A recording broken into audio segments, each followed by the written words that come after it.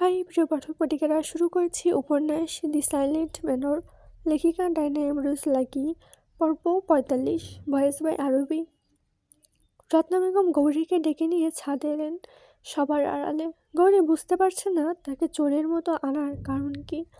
গোপনে খুনের পরিকল্পনা করার জন্য যেভাবে ফিসফিস করতে হয়, তেমনই রত্নাও আজ সেরকম আচরণ করছে। গৌরী আদবের সাথে জিজ্ঞেস করলো রত্নাকে, জরুরি ডাকলেন, কিছু হয়েছে? রত্না প্রথমে গৌরীকে অসন্তোষ চোখে পা থেকে মাথা পর্যন্ত পর্যবেক্ষণ করলেন। এরপর পায়চারি করতে করতে বেশ গম্ভীর গলায় বললেন, তুমি জানো আহিরকে? আহিরকে? প্রশ্নটায় রীতিমতো নির্বাক হয়ে গেল গৌরী। তিনি সাধারণ কেউ কি? তিনি অসাধারণ কেউ কি? সে এখন পর্যন্ত তাকে গোয়েন্দা রূপে দেখেছে, একজন প্রেমিক পুরুষ রূপেও দেখেছে, একজন জ্ঞানী। আর কিছু জানার ছিল? গৌরী কোনো জবাব দিল না। রত্না বেগম পা স্থির করে দাঁড়ালেন, ঘূর্ণের মতো শরীর ঘুরিয়ে গৌরীর দিকে তাকালেন, বললেন, সাইদ আলী মির্জার একমাত্র সন্তান। শহরে এক নামে সাইদ আলী খানকে সবাই চেনে, একজন বিজনেসম্যান। তার একমাত্র ছেলে আহির মির্জাকে সবাই চেনে, একজন গোয়েন্দা। তুমি জানো কত মেয়ে ওর বউ হওয়ার জন্য লাইন বেঁধে আছে?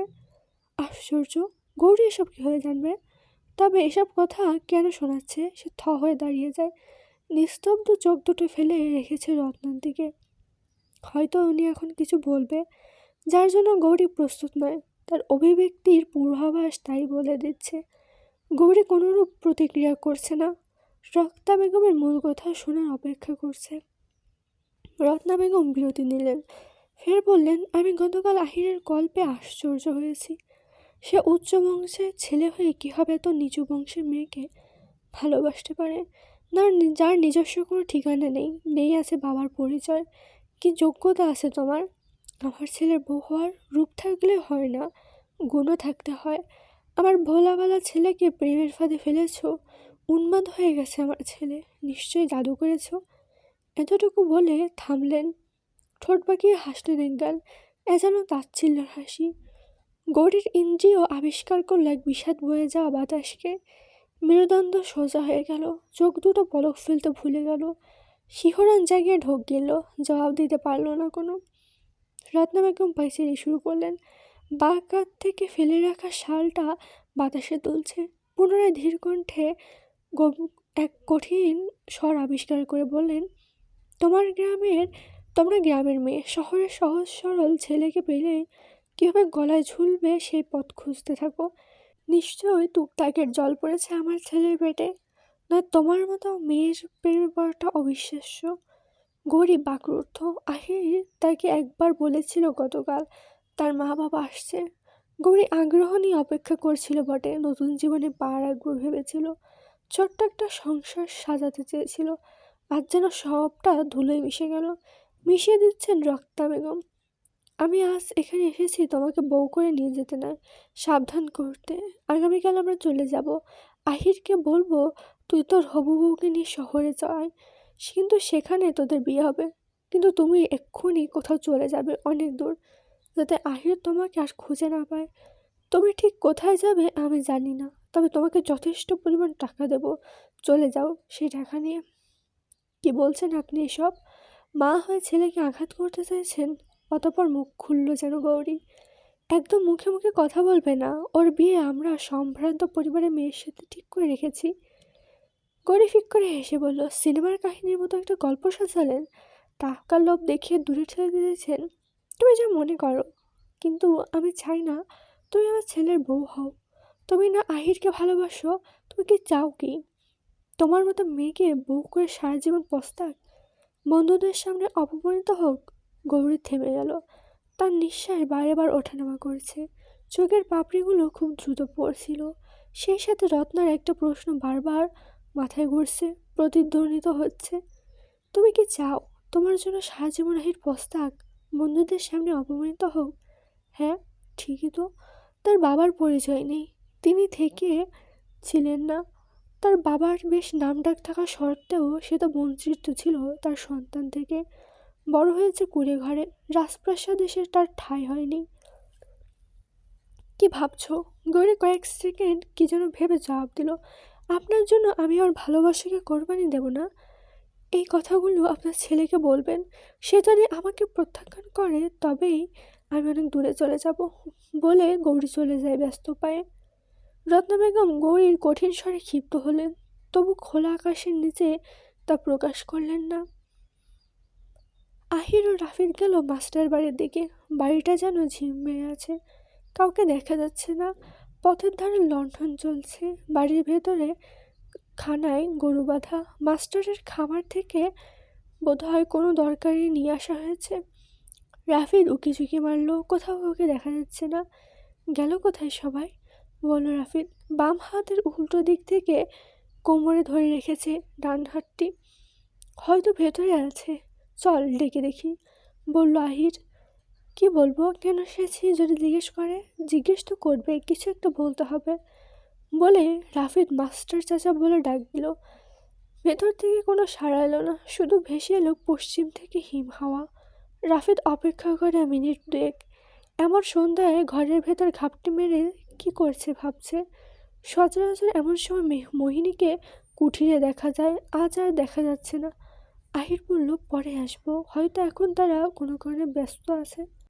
রাফিদ আহিরের একথা মেনে নিল আপাতত, তবুও তার মনটা অস্থির হয়ে উঠল কোনো কারণে। বাড়ির পথে হাঁটতে শুরু করলো। যেতে যেতে পথে দেখা হলো মাস্টারের সাথে। রাফিদ ওনাকে দেখে লম্বা সুরে সালাম দিলেন। মাস্টার সালাম নিলেন, তবে সময় করে। সালামের জবাব দিয়ে উনি চলে যান। সাথে ছিলেন একজন মৌলবি। রাফিদ কিঞ্চিত অবাক হলো। মাস্টারের যাওয়ার পানে দেখল। যেতে যেতে মৌলবি ও মাস্টারের হাত নাড়িয়ে নাড়িয়ে কোনো বিষয়ে কথা বলছিল।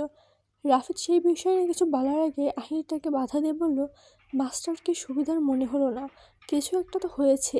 কেমন অস্বাভাবিকভাবে সালামের জবাব দিল, মনে হলো কেউ তাড়াচ্ছে। হলেও হয়তো ব্যক্তিগত, বাদ দে, চল যাই, বলল রাফিদ। মায়া তার মায়ের ঘরের বারান্দায় দভঙ্গিতে বসে আছে, শরীরটা এলিয়ে রেখেছে রেলিংয়ের সাথে। শালক ঘরের বারান্দা থেকে তাদের পারিবারিক কবরস্থান পরিষ্কার দেখা যায়। রাতের 4টা উদিত হয়েছে সবে। মৃদু আলোতে মীরের কবরটা দেখা যায়। মায়ার ঠিক মীরকেই দেখছে যেন। হঠাৎ করে তার পৃথিবী থমকে যায় মানুষটির মরে যাওয়াতে। দেহটি দুনিয়ার বুক থেকে শুধু এক এখন মরেছে। কিছু বলতে পারছে না, শুধু চোখে বেয়ে জল গড়িয়ে পড়ছে। জলটুকু মোছার শক্তিটুকু তার নেই। সবটুকু শক্তি তো গতকালই বিসর্জন দিয়েছে সে, দিতে হয়েছে। একটু পরপর ডান হাতটার দিকে দেখছে। যখনই মনে পড়ে এই হাতটি দিয়ে তার স্বামীকে বিষ দিয়েছে, তাৎক্ষণিক সর্বাঙ্গে খিঁচুনি ধরে যায়, দম ভারী হয়ে আসে, মাথার চুলগুলো টেনে ধরে দুহাত দিয়ে। আজ যখন মীরের সমাধি ফলকে তার নামটা আগে মরহুম যোগ করে, সে চেয়ে চেয়ে ঘাড়টা কাত করে দেখছিল। যদি কথা বলার শক্তি থাকতো, যদি নিয়ম নীতি মৃত মানুষের সাথে কবরে শাহিত হয়ে থাকতো, তবে আজ নিশ্চিত মীরকে জড়িয়ে ধরে সুন্দর একটা ঘুম দিত। হয় না, সেই সৌভাগ্যটুকু হলো না। তাদের পথ চলা দীর্ঘ হলো না। ভাগ্য আজ ধ্বংসের শেষ প্রান্তে এসে পুনরায় ধ্বংস করে যেন মীরকে নিয়ে গেল। কি পেল মানুষটি জীবনে? যদি না পাওয়ার খাতায় কারো নাম উল্লেখ করা হতো, তবে মীর জাফর সনের নামটা প্রথমেই থাকতো। মায়া ধীরে ধীরে হাতটা বুকে সোজাসুজি করে তুলল। যে হাতে মীরকে স্বামী হিসেবে বরণ করলো মায়া, সেই হাতেই অজান্তেই তুলে দিল নির্বিষ। মীর অচেতন, আর মায়ার পৃথিবী আজ চিরতরে স্তব্ধ। রাত 10টার দিকে বুলবুলকে দিয়ে সংবাদ পাঠালো আহির গৌরীর কাছে। তাকে ডাকছে। আহির অপেক্ষা করে বাড়ির ওঠানে। মন তার ভীষণ ব্যাকুল। মীরের অশ্বকটা একটু পর পর করুণ কণ্ঠে হেঁস ধ্বনি তুলছে। আহির অগ্নিলের কাছে এগোলো, তার গায়ে আলগোসে হাত রেখে আদর করলো, কিন্তু শান্ত হচ্ছে না অগ্নিল। ওর চোখ দুটো ভেজা জলে। আহির ওকে ছুঁয়েই বলল, কেঁদে কি হবে? তোর বন্ধুর সাথে আমার বন্ধু চিরতরে হারিয়ে গেছে। যদি পারিস তবে তার জন্য দোয়া করিস, তোর বন্ধু যাতে পরপরে ভালো থাকে। সৃষ্টিকর্তা চাইলে পরপরে আবার আমাদের দেখা হবে। বুলবুল দৌড়ে আহিরের কাছে আসে, হাঁটুতে ভর দিয়ে প্রথমে দম ফেললো হালকা, এরপর বলল, বাবু, গৌরী আপা বাড়িতে নেই, আমি ওনাদের বাড়িতে গেছি, তালাবদ্ধ। আহির ভ্রু ভাঁজ করে জানতে চাইল, কি বলছো? ও হঠাৎ কোথায় যাবে? জানি না, সন্ধ্যার সময় মালকিন তাকে বাহিরে আসতে দেখেছিল। তাদের ক্ষুদ্র আলোচনার মাঝে হাজির হলো রাফিদ। সে বাড়ির বাহিরে থেকে সবে ফিরছে। তাকে বেশ উত্তাপ দেখালো। আহির রাফিদের দিকে দুপায়ে গিয়ে বলল, এমনভাবে দৌড়ে এলি যেন কেউ ধাওয়া করেছে। রাফিদ থেমে বলল, মীরের কবরের কাছে ছিলাম, চারিদিক নির্জন, এত রাতে কেউ বাহিরে থাকবে না, এটা স্বাভাবিক। কিন্তু এমন সময় বাঁশির সুর পেলাম। দক্ষিণ থেকে সুরটা ভেসে আসছিল। আমি মনোযোগ দিয়ে শুনলাম। বাঁশির সুর থেমে যাওয়ার পর অশ্বক দৌড়ে যাওয়ার আওয়াজ পায়। আমার কেন যেন মনে হচ্ছে এটাই সে সুফিয়ান হায়দারের বাঁশির সুর। বাঁশি। রাতের ঘন কালো অন্ধকার কেটে গিয়ে দিনের আলো নেমেছে ভবন জুড়ে। আলোটার দিনের হলেও আহিরের ভেতরটা থমকে গেছে গৌরীর জন্য। গত রাত থেকে সারা আলিমনগর জুড়ে তাকে খুঁজেছে, পায়নি। তারা যখন মাস্টার বাড়ি ছিল ঠিক সেই মুহূর্তে গৌরী চলে যায়। কিন্তু হঠাৎ সে কোথায় যাবে? কাউকে কিছু না বলে। গৌরীর কোনো আত্মীয় স্বজন নেই। রাতটা পেরিয়ে সকালে মৃত শীতলতার সাথে আহির থেকে খুঁজছে। রেল স্টেশনে গিয়েছিল, একে ওকে গৌরীর বর্ণনা দিয়ে জিজ্ঞেস করছে। কেউ কিছু বলতে পারেনি। আহির বসে আছে নিজের ঘরে। রাফিদ বাড়িতে নেই। মোহিনীর গতকাল খোঁজ পায়নি, আজ গেছে তার খোঁজ নিতে। ফিরেনি এখনো। বুলবুল চা দিয়ে গেছে, নিয়ে আসছি। বুলবুলের কাছে চা চেয়েছিল, নিয়ে আসছি বলে ও হারিয়ে গেছে। গৌরীর জন্য চিন্তা করতে করতে মাথা ধরে আসছে ব্যথায়। চোখ দুটো লেগে আসছে নিদ্রায়। আবার হারিয়ে যায় ঘুম। গৌরীর চেতনায়। কোথায় সে? কি হয়েছে হঠাৎ তার? বুলবুলকে জিজ্ঞেস করেছিল তার অনুপস্থিতিতে গৌরীর সাথে কেউ খারাপ আচরণ করেছে কিনা। বুলবুল ভেবে জবাবে না বলল। যদি গৌরীর সাথে কেউ খারাপ বা বাজে আচরণ করে, তাকে কিছু বলে, তবে সে কোথায়? রত্না বেগম আসেন তার ঘরে, তৈরি হয়েছে শহরে ফিরবেন। আহির চেয়ারে বসা, তার পেছনে দাঁড়িয়েছিলেন রত্না। আহির তার মায়ের উপস্থিতি টের পায়। মুখের গম্ভীরতা কাটিয়ে তার মায়ের দিকে তাকায়। রত্না বেগম ছেলের বিভৎস মুখখানা দেখলেন। স্বভাবসুলভ তার এক ভ্রু উঁচিয়ে বললেন, তোর মন খারাপ কেন? আহির কেটে কেটে বলল, কোথায় কোথায় মন খারাপ? বিনোদিনী ফের বলল, মন খারাপ থাকাটা কি স্বাভাবিক নয়? একজন বন্ধুকে অতি কম সময়ে হারিয়ে ফেলেছি। বেঁচে থাকতেও জীবনে কিছু পেল না। কত সুন্দর হতো ওর জীবনটা। ওর মৃত্যুটা কোনোভাবেই মানতে পারছি না। মৃত্যুর সময়টা না জানি কত ছটফট করেছে। ভাবলে গায়ে কাটা দেয়। চোখে জল ভেসে উঠল আহিরের। হাতের উল্টো পিঠ দিয়ে সে জল মুছল। আহিরের কান্না রত্না বেগমের মোটেও ভালো লেগে না। তবুও নিজেকে সামাল দেন। গতকাল রাতের পর তার আর গৌরীর সাথে দেখা হয়নি। জিজ্ঞেস করা দরকার, সে কোথায়? তুই যার জন্য আমাদের আনছিস, ও কোথায়? আহির জবাব দিতে গিয়ে একটু বিভ্রান্ত হলো। গৌরীকে গতকাল রাত থেকেই পাচ্ছে না। এ যেন নীরব গায়েব। তার মাকে এখন কথা বলা যাবে না ভেবে আহির মিথ্যা বলল, ও বোধহয় ওদের বাড়ি গেছে, কিছু দরকারি জিনিস ফেলে এসেছে, সেগুলো আনবে বলেছিল। রত্না বেগম ঠিক বুঝতে পারল আহির মিথ্যা কথা বলছে। তা ঠিক কি? উনি আন্দাজ করতে পারলেন না। তিনি গতকাল গৌরীকে কোথাও চলে যেতে বলেছিলেন। সত্যি সত্যি কোথাও চলে যাক, উনি তাই প্রার্থনা করছেন। আমরা চলে যাচ্ছি শহরে। তোমার বাবার অনেক কাজ পড়ে আছে, জানিসই তো। তুই আজ বা কালকে গৌরীকে নিয়ে চলে আসিস। আমরা শহরে বসে তোদের বিয়ে দেব। তোমরা যেভাবে চাইবে সেভাবেই হবে। রত্না বেগম চলে যান। বুলবুল আসলো ঘরে, হাতে চা। আহির মনমরা হয়ে বারান্দায় বসে আছে। কোথায় যাবে, কি করবে বুঝতে পারছে না। বুলবুল গরম চাটা তুলে দিয়ে এগিয়ে দিল আহিরের দিকে। আহির ইশারায় বোঝানো লাগবে না। বুলবুল ব্যথিত কণ্ঠে বলল, কিছু ভাবছেন? গৌরীকে কোথাও পেলাম না। মেয়েটা হঠাৎ কোথায় যাবে? বুলবুল চা টেবিলে রাখে, গামছায় হাত মুছতে মুছতে বলল, তার তো কেউ বেঁচে নেই, তবে সে কোথায় যাবে? বুলবুলকেও কিছুটা বিচলিত দেখালো। আহির ওর দিকে ঘুরে বলল, মনে করে বলতো, মায়া ব্যতীত ওর কোনো বন্ধু আছে কিনা এই গ্রামে? বুলবুল গভীর চিন্তায় ডুব দিল। সেকেন্ড কয়েক ভাবনার পর বলল, না, আমি এই বাড়িতে আসার পর থেকে যতবার গৌরীকে দেখেছি, তাকে অন্য কোনো বন্ধুর সাথে মিশতে দেখিনি। মায়া আপা ছাড়া আর কারোর সাথে মিশল না।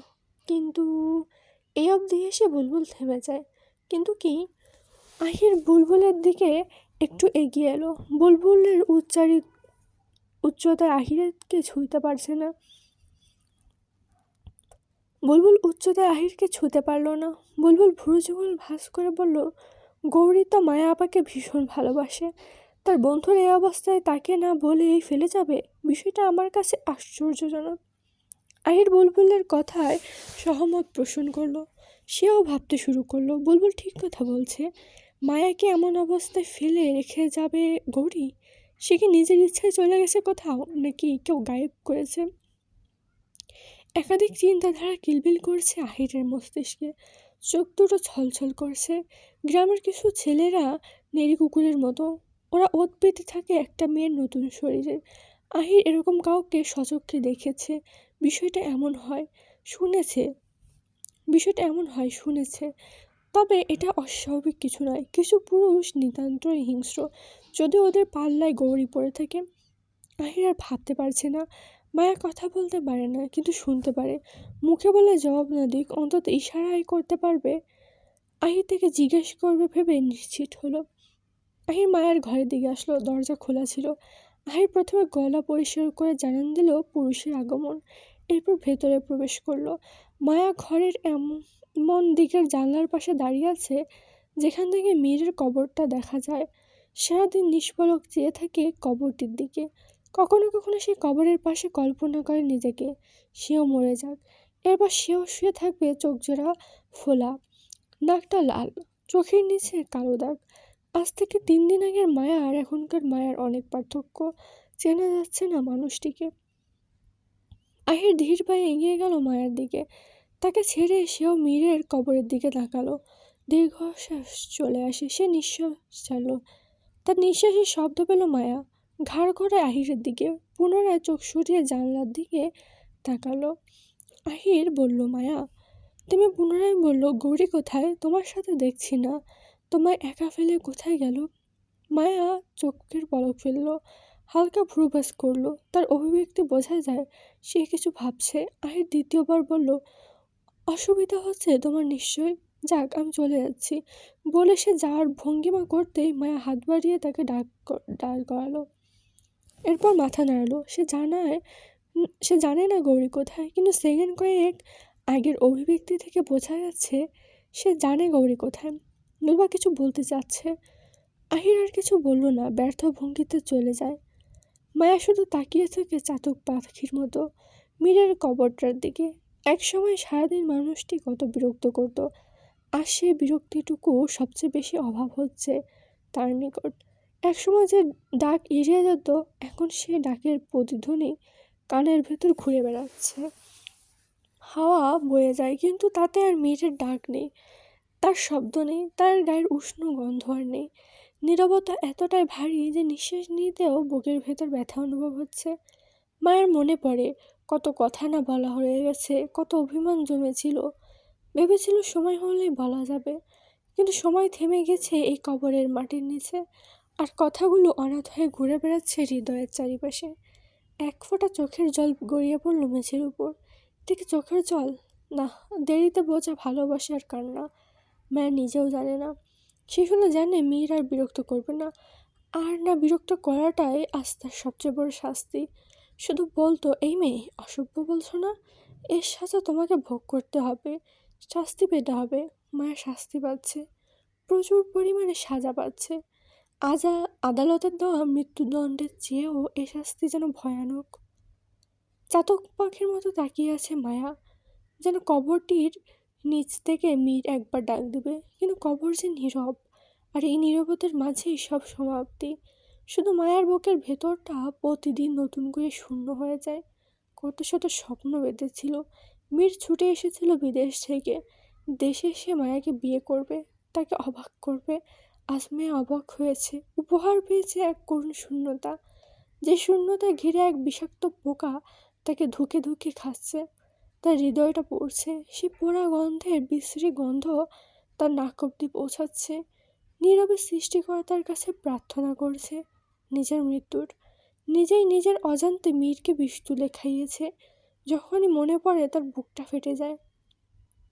এই তো আজ থেকে ঠিক 4 দিন আগে মীর ও সে কথোপকথনের এক পর্যায়ে এসে মীর বলেছিল, চলে যাব তোমার বিয়ের পরের দিনই। আর মায়া তখন বলেছিল, তার চেয়ে বলুন দুনিয়া থেকে চলে যাবেন। আর সত্যি সত্যি মানুষটা চিরদিনের জন্য চলে গেছে। মায়ের আফসোস হচ্ছে খুব।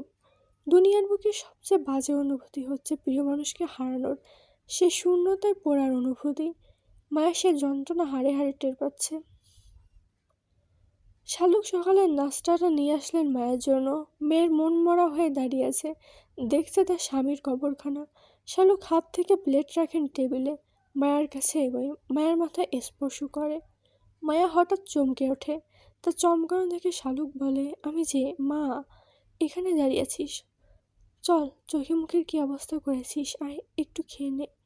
মায়া শালুকুর কথাগুলো শুনল, তাকে বলছে তার কি অবস্থা, অথচ শালুক নিজে ভেঙে চুরে চুরমার হয়ে গেছেন। আর সে ভাঙার দৃশ্যটি মায়া স্পষ্ট দেখতে পাচ্ছে। তবু শালুক মিছিমিছি হাসি নাজুক করছে। সে শোকে নেই, বোঝাতে চাইছে মায়াকে। মায়া মাথা নাড়ায়, সে খাবে না, একটু হলেও খেতে হবে, নাই শরীর খারাপ করবে, বললেন শালুক।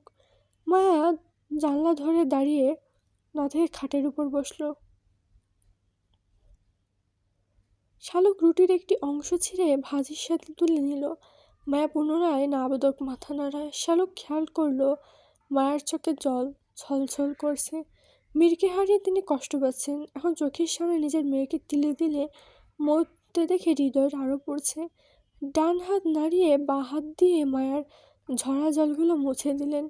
বললেন, আমার ভেতরটা ভেঙে গেছে মা, পুরোপুরি। আর তুই তো বিয়ের রাতে বিধবা হয়েছিস, তোকে বিধবা করেছে, তুই স্বামী হারিয়েছিস, তুই এতটাই আঘাত পেয়েছিস যে তোর কথা বলাই বন্ধ হয়ে গেছে। এতটুকু বলে শালুক থামেন, বড় করে একটা দম নিলেন।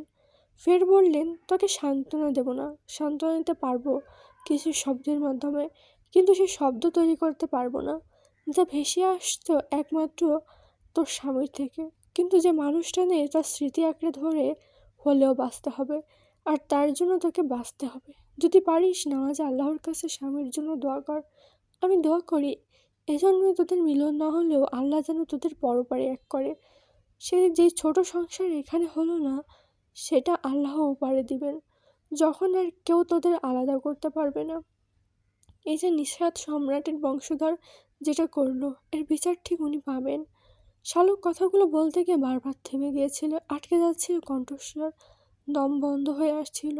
তবু তার মেয়েকে একটু বোঝানোর ব্যর্থ চেষ্টা তিনি করলেন। মায়া হুফে হুফে কাঁপছে, হাতটা কেঁপে উঠছে। শালুক জলদি করে মায়ের হাত দুটো শক্ত করে ধরলেন, চুমু খেলেন ওই হাতে। মায়ের মাথাটা বুকের সঙ্গে ঠেকিয়ে নিলেন, বললেন, আমি মরেই গেছি মা। যখন মীর আমার চোখের সামনে শেষ নিঃশ্বাস ত্যাগ করলো, তখনই আমি মরে গেছি। এখন বেঁচে আসি শুধু তোর জন্য। সেই তুইও যদি এমন করিস, তবে আমার কি হবে? মায়া কান্না থামালো, হাত দুটো কাঁপুনি থামালো। শালুক ভুলিয়ে ভালিয়ে মায়াকে একটু খাওয়ানোর চেষ্টা করলো। অবশেষে মায়া খেয়ে নেয়। শালুক কান্না শেষে বলল, আমার সাথে নিচে যাবি? সবার সাথে বসলে তোর ভালো লাগবে। মায়া নাকচ করলো। শালুক আর জোর করলেন না, ধীরে পায়ে হেঁটে ঘরের বাহিরে আসেন। কি যেন কীভাবে ঘরের আশেপাশে আর একবার প্রবেশ করেন। দেখলেন মায়া জানলার পাশে দাঁড়িয়ে আছে। তিনি লম্বা আকারের ঘন দম ত্যাগ করলেন, এরপর চলে যান বৈঠকখানায়। বেলা বেজে 11টা, সূর্যের দেখা মিলছে। শীতের শেষ মাস বিধায় দুয়ারে দাঁড়িয়েছে, আর কিছুক্ষণ গেলেই শীত পালাবে। আহির পুরনো চৌরঙ্গি হাটের মোড়ে দাঁড়িয়ে সিগারেট টানছে। পাশে ছিল টং দোকান। দুজন গ্রামবাসী বসা ছিলেন। ওনাদের অবধি গৌরীর কথা জিজ্ঞেস করেছে। তারা বলেছে তারাও জানে না, এরকম কাউকে গতকাল রাত থেকে দেখেনি। আহির ভীষণ ভেঙে পড়ল। বন্ধু হারানোর শোকটা অন্তরে আষ্টে পিষ্টে জড়িয়ে আছে। হয়তো এই শোক দাগ কখনো কেটে ওঠা নয়। আর এমন অবস্থায় গৌরী চলে গেছে। মায়া তখন গৌরীর খোঁজ দিতে পারল না বলে সেই সময় থেকে পুরো পাড়ায় আরেকবার টহল দিয়েছে। যে যে জায়গায় সন্দেহজনক লেগেছে সব জায়গায় গেছে, গৌরীর চিহ্ন মেলেনি। সিগারেট সচরাচর ছুঁয়ে দেখে না আহির। আজ পরপর কয়েকটা খেয়েছে। হাটের মোড় থেকে ধীরে ধীরে পায়ে বাড়ির দিকে এগোচ্ছে। সামনে পড়ল রাফিদ, সে দ্রুত পায়ে এগিয়ে আসছে। আহির ভুরু চোখে একবার কুঁচকে ফেলল। রাফিদ তার সামনে দাঁড়িয়ে পড়ল। আহির বলল, কি হয়েছে, ছুটে আসছিস কেন? মোহিনীদের বাড়ি গিয়েছিলাম ওর খোঁজ নিতে। গতকাল থেকে ওর দেখা নেই, ভেবেছি কোথাও অভিমান করে বোধহয় আছে। পরে রাফি স্বাভাবিক হলো, কপালে ঘাম মুছে বলল, কিন্তু ওরা কোথাও নেই, ঘর তালাবদ্ধ, ওদের খামারের গরু নেই। একজন প্রতিবেশীকে জিজ্ঞেস করলাম, উনি বললেন তারা গ্রাম ছেড়ে চলে গেছে, আর সেটাও গত রাতের দিকে।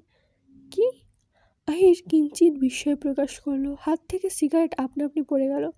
কি বলছিস এসব? এমন কি হয়েছে যার জন্য এক রাতের মধ্যেই গ্রাম ছেড়ে চলে গেছে? আমিও সেটাই ভাবছি। আর মোহিনী কীভাবে পারলো আমাকে কোনো কিছু না জানিয়ে এভাবে চলে যেতে? ওকে তো আমি ভালোবাসি, আমারও ওকে, আর ও আমাকে ভালোবাসে। থেমে আবার বলল, ভালোবেসেছে ভেবেছি, হয়তো বাসেনি, নয়তো এভাবে আমাকে ছেড়ে যেতে পারতো। আমার এখানে কোনো গরমিল মনে হচ্ছে। মোহিনী কি দিঘির পাড়ে গত রাতে বিয়ের জন্য সত্যি এসেছিল? আর যদি এসেই থাকে, তবে নিশ্চয়ই তোর জন্য অপেক্ষা করে তোকে পাইনি। এরপরও রাগ অভিমান হয়েছে, তবে সেটা ক্ষণিকের। কেন, তোর বন্ধু ওরফে মীর ওকে ভালোভাবে চিনত, আর মীর মারা গেছে সেটাও নিশ্চয়ই জেনেছে। এটা জানার পরও তোর সাথে অভিমান করবে না? তাহলে হঠাৎ গ্রাম ছাড়ার পেছনের কারণ কি? আহির বিচলিত, রাফিদ নিঃশব্দে ভেবে যাচ্ছে। শত শত প্রশ্ন জমা হয়ে আছে, উত্তর মিলছে না। রাফিদ শীতল কণ্ঠে বলল, আচ্ছা, গৌরীকে পেয়েছিস? না, কেউ ওর খোঁজ দিতে পারছে না। কেউ নাকি গতকাল থেকে ওকে দেখেনি। তবে কোথায় যাবে? আমি আহির জীবনে কত কেস সমাধান করেছি, জটিল জটিল, কিন্তু এখন যেন সব গুলিয়ে যাচ্ছে, এলোমেলো হয়ে যাচ্ছে সব। ধীরে ধীরে বদলে যাচ্ছে যেন সব। একটা চক্রের মধ্যে পড়ে গেছি। গৌরী, মোহিনী, এটা কি সত্যি কোথাও চলে গিয়েছে, নাকি কেউ চলে যেতে বাধ্য করেছে? যদি তাই হবে, তবে স্টেশনে অবশ্যই খোঁজ পেতি। আজকের পর্ব এই পর্যন্তই। কেমন হয়েছে অবশ্যই জানাবেন। ধন্যবাদ।